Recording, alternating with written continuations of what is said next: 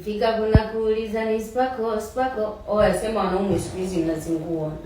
Yaani siku hizi mkiona hivi vitu vinapita hivi, mnachanganyikiwa.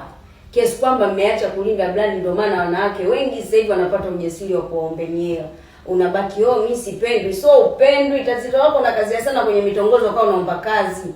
Wewe ukimwona demo anapita, soma tu ramani kwamba katokea wapi, anaelekea wapi, ndiye denge au mfuate taratibu. So tena ukimwona unaanza kumkimbilia mpaka ulikuwa unanukia kipafumu chako cha bukujelo, unaanza kunukia jasho. Ukifika pale hata demo akikupa namba kuipokea na kwa mtihani, mfanye demo akupe namba na awaze kwamba mbona anitafuti, aanze kukufikiria mbona kama anataka hataki.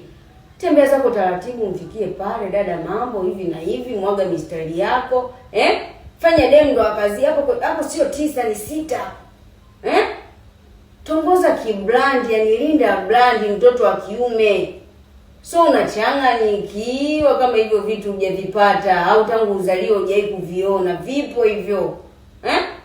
Tongoza kwa kulinda brand, kakupa namba kazako hata siku 2, siku 3 ndo mcheki. Na ukimcheki demo akija magetoni, umekula, umemaliza, fanya kazi yako tu vizuri, alafu kazi yako kimya. Hata umefika nyumbani sijui salama, usimcheki, yeye ndo akutumie message, alafu utakuja kuniambia kama demo atakuomba hela.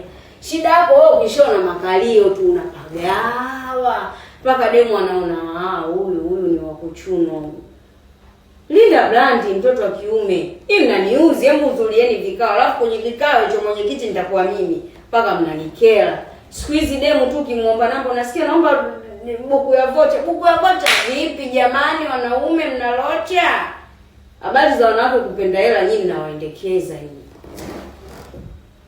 Basi.